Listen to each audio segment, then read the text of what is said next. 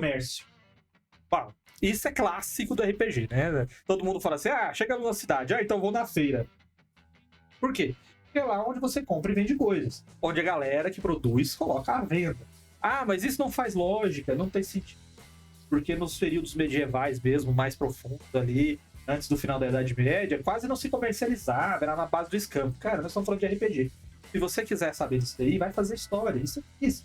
No RPG, você pode ter qualquer tipo de economia, o comércio é sempre igual. É aquele tanto de barraquinha lá, junto às lojas, onde se vende e se troca item em todos os sentidos. Inclusive, uma das coisas que eu mais menosprezo do mundo é uma loja cheia de itens mágicos.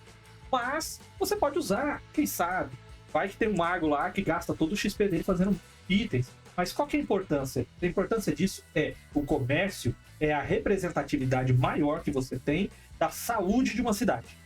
Por quê? Imagina o seguinte, se você tem uma cidade pequena, um vilarejo, uma coisa muito insignificante, um centro urbano, que é quase uma comunidade igualitária ali, o comércio é incipiente, ele praticamente não existe. O que você tem é que alguém produz alguma coisa e ele consegue outras coisas na base da troca, porque a troca de dinheiro em si vai ser necessária. Eu tenho plantação de repolho. Marcelo faz camas. Eu entrego uma carroça de repolho para ele e ele faz uma cama com colchão para mim. Aí ele pegou essa carroça de repolhos, ele não vai comer tudo sozinho, então ele precisa agora de comprar uma mesa, porque ele não faz mesa, ele faz cama. Ele vai lá no Baal, pega metade desses repolhos e entrega metade em troca de uma mesa. Aí o Salário pega essa mesa e vai produzir as cadeiras. E aí o Baal, como gosta de repolho, vai encher a pança de repolho e dar o repolho para os porcos que ele cria e fazer depois um bolsinho muito delicioso no final de semana. Porque o dinheiro em si não vai adiantar. Inclusive, a gente podia fazer depois um papo de mestre sobre economia. Tá braba mesmo. Sobre como funciona a troca de valor, dinheiro, mercado, essas coisas no RPG. Eu ia comentar isso, não necessariamente o fato do papo de mestre, mas o fato de que normalmente os cenários de D&D assim, são fantasias medievais com economias capitalistas, né? Sim, então, sempre. Porque ninguém quer ficar lidando com a ideia de não, peraí, que eu vou ter que pesquisar como é que funcionava a economia no modelo feudal. Ninguém quer fazer isso. Ninguém que citou de, não, me dá seu repolho que eu vou ali trocar pelo um saco de arroz. Porque, e isso eu acho interessante, que na época que eu tinha o blog eu escrevia, que era o valor das coisas estava no trabalho em si produzir a coisa. Então não é, eu vou pegar o meu item mágico, não é o meu item mágico, é o nosso item mágico. Então vamos lá. Então vamos pega sua foice e seu martelo e vem conosco. Essa vai ser a frase de abertura do... Então vamos voltar pro comércio. Então o comércio, ele representa a saúde da cidade. Se você tem uma cidade muito pequenininha e ela não tem comércio, é porque qualquer coisa que acontecer ali naquele centro urbano, ele simplesmente vai deixar de existir. Se algumas pessoas morrerem a mais, se algumas pessoas nascerem a mais, se acontecer algum tipo de invasão, algum tipo de problema, doença, qualquer problema natural, aquela cidade ela vai desaparecer. E as pessoas não têm onde conseguir coisas. E elas vão migrar para centros urbanos maiores. É assim que vai funcionar no RPG. E ninguém vai pensar como é que era na época de cidadelas e feudos. Ninguém vai fazer isso. A cidade teve um problema, não tem como sobreviver, elas vão migrar para o centro. E as cidades, quando elas vão crescendo o tamanho delas, elas vão ter um comércio mais efetivo logicamente, a cada vez que a cidade for maior. Cada categoria de tamanho da cidade. Então, ali você vai ter tudo o que é necessário para que as pessoas da cidade vivam. Alimento, equipamento, itens, ferramentas, iguarias, especiarias e, quando a cidade ela for grande o suficiente, até itens de luxo, de ostentação e ornamentação, que na verdade não servem para que as pessoas vivam, mas servem para que elas ostentem. Então, se você tem uma cidade mediana e ela é um ponto de passagem ali de várias estradas de comércio ou comércio fluvial, o que você vai ter ali... Falhou a voz aqui, hein? Quase que... O que você vai ter ali... O Temer pedindo a pastilhinha. O Temer. Começou o coração. Então, assim, o que você vai ter ali... de Halloween é só semana que vem, galera. Segunda-feira, especial Halloween. O que você vai ter... vai ser um comércio gigantesco de matérias-primas. Ou itens pouco trabalhados. Porque quando você tem uma rota de comércio, poucas vezes as pessoas levam as coisas já terminadas por estradas. As coisas realmente valiosas, elas geralmente vão de barco para lugares mais longe. Esse comércio pequeno vende muito matéria-prima. Agora, quando você tem uma cidade muito grande, você já vai tacar ali o que você quiser. E é nesse comércio que você vai começar a setorizar as camadas da sociedade, as divisões da sua cidade e os níveis de casta da população. Então você vai ter o comércio para as pessoas mais pobres, o comércio para as pessoas medianas, os comércios das pessoas mais ricas. E é através do comércio que você vai setorizar as pessoas importantes para a sua cidade. Quem são as pessoas que têm poder aquisitivo, poder político, poder de influência e tudo mais ali. Eu não vou entrar muito mais nessa questão de comércio, porque eu vou acabar, como eu falei, um item puxa o outro. Mas se você trabalha ali, só para concluir, desculpa, Jesus, montar a sua rede de comércio do seu cenário é um grande ponto que você vai ter para os aventureiros, porque todos eles são loucos numa lojinha de armadura, item mágico e tecido. Acho que isso que você falou é uma coisa tão importante e tão subestimada, assim, pouco observada pela maioria dos narradores, que é cidades pequenas têm comércios pequenos. Cidades grandes têm mais coisas pra vender. Muitas vezes o cara chega, tipo, você tá andando no meio do mato, você chegou numa vilazinha, beleza, tem uma taverna, tem um hotel 5 estrelas, tem um shopping center. Porra, uma cidade que tá até fora da rota de comércio, uma cidade obscura, não tinha nem nome, né? Antes dos jogadores chegar lá, ela não tinha nome, essa cidade. De repente ela tem tudo lá, você tem a opção de vender todos os seus itens mágicos, tem a opção de comprar todos os equipamentos que você precisa comprar, você tem todas as opções possíveis de comércio ali.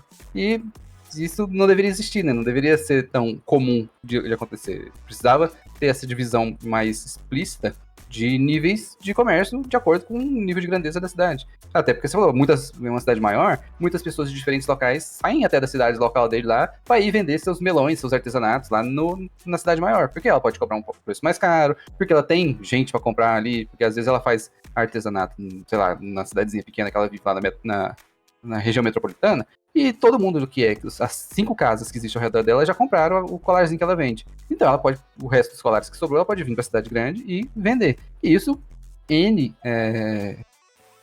objetos ou qualquer tipo de comércio pode ser realizado dessa maneira. E o inverso também é mais raro. De você chegar na cidadezinha pequena, eu gosto da ideia de você chegar na cidadezinha pequena, ela não tem sequer uma taverna, ou não tem sequer uma hospedaria, porque não é necessário, ela não é um ponto turístico, ela não é uma rota de comércio, ela não tá ali num local em que vá ter, porque isso tudo gera custo, a pessoa, não, eu tenho uma hospedaria, ela tem custo. E se ela não tá na rota de comércio, se ela não é uma cidade turística, se ela não é um local onde várias pessoas se hospedam diariamente, por que aquela hospedaria tá ali gastando dinheiro para existir, sendo que ela não tá... Isso aí a gente já pensando novamente num modo de economia capitalista dentro do cenário medieval, que é o que normalmente acontece, como a gente acabou de discutir aqui.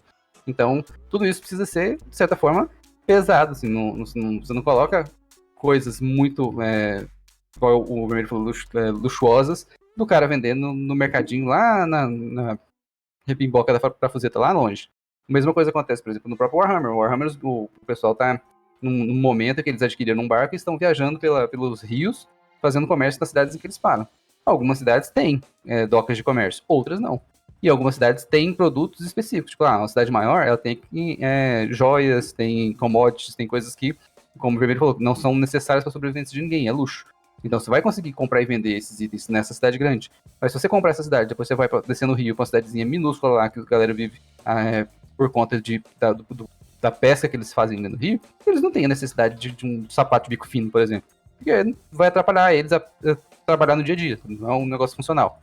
Então, uma série de coisas pode ser pensada e trabalhada dessa forma de disponibilidade de comércio de acordo com o nível de grandeza da cidade, o nível de riqueza e de importância dessas cidades.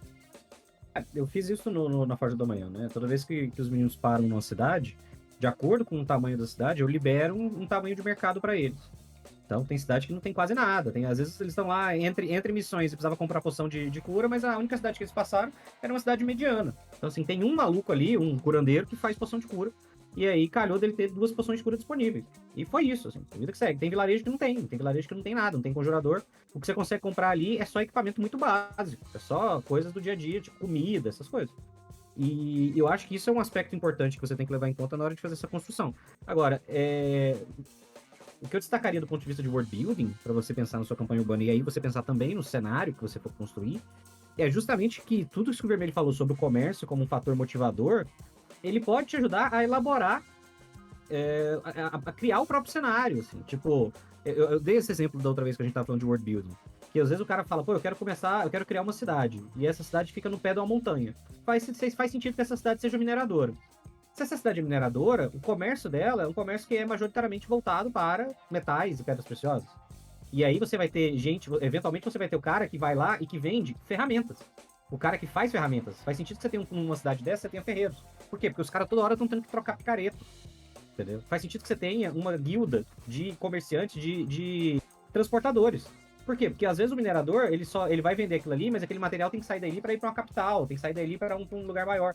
Porque às vezes, pô, o cara não vai ficar vendendo pedra preciosa ali na cidade, ele vai vender pedra preciosa lá pro Orives, que fica na capital. Então faz sentido que você tenha um comércio envolvendo transportes, uma prestação de serviço. Então assim, a partir do comércio, você pode elaborar tudo isso.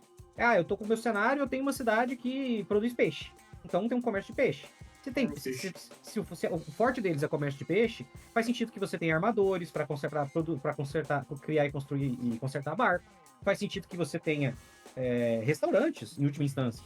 Eventualmente, as coisas vão evoluindo. Pode acontecer de esse lugar é bonito, e agora que você tem uma indústria de barcos, você tem gente que usa o barco para transportar turistas, para fazer transporte de pessoas, propriamente dito. Isso cria uma segunda cadeia de comércio, de serviço. Então, assim, a partir de todo esse raciocínio, às vezes você começa de uma coisa básica, que é, eu tenho uma cidade de pescadores, você consegue elaborar a partir da atividade comercial e econômica dali, todo um outro cenário mais amplo, para você elaborar dentro do seu set, do seu cenário, da campanha que você estiver construindo. É importante você ter isso aí para ter o controle e a noção total aí da sua cidade, do que o comércio manda, tá? Só para fazer um comentário, uma vez, esse negócio de cidade pequena, não ter comércio e tal, o que eu fiz foi o seguinte: quando a vila é muito pequena, eu geralmente adoto algo parecido com isso aqui. Quando a vila é muito pequena, tem poucas coisas que são produzidas ali, tudo para subsistência, não existe comércio, e o dinheiro é algo que é de todos ou é de ninguém, entendeu? Então é o nosso dinheiro, né? Porque o dinheiro mesmo é usado para a vila e não para as pessoas. Dificilmente alguém vai ter o dinheiro próprio. Então, geralmente, o que eu coloco na aventura é ter um ranchão, que é tipo uma grande casa central, uma casa maior ali no meio. E o que eles têm? Todas as produções de todos vão para lá. Tudo. Eu produzo repolho, eu crio porcos, eu crio galinhas, tem ovos, leite, tudo vai para lá. E lá é onde são feitas as refeições. De quem? De todos. Todos comem lá. Almoço, janta, tudo lá. Fiquei bêbado, quero ficar bêbado. Bebida tem onde? Lá. Eu fiquei bêbado, não tem como ir para casa, vou dormir onde? Lá. Tudo é lá. Cuidar dos animais? Lá. É esse centro. Inclusive, quando chega o inverno, é lá que se guarda comida. É lá que fica protegido. Mas e se chegar alguém querendo pouso? Se chegar alguém querendo comprar alguma coisa? Vende-se lá. Então é de todos ali. O cara é barqueiro, ele tem uma balsa que atravessa o rio porque não tem ponte. Ele ganha dinheiro? Não. Ele não ganha dinheiro. Ele faz o serviço dele de graça. A função dele é levar qualquer um da cidade que queira ir pra lá ou pra cá. Só que ele tem alimentação e pouso tranquilo. Porque ele faz o serviço dele. Se ele faz o serviço dele, ele tem direito a isso. E é só assim que vivem essas comunidades, nesse sentido, que não tem o dinheiro como forma de contrato. Mas e se vem um cara de fora e quer atravessar o rio? Aí ele cobra. Aí esse dinheiro fica pra ele? Não, esse dinheiro vai pra cidade. Pra todos. Porque tem que comprar as telhas pra fazer as casas, tem que comprar metal pra substituir os machados. E a última coisa que eu queria fazer é: não confie em cidade de mineradores, porque lá tem muito picareta.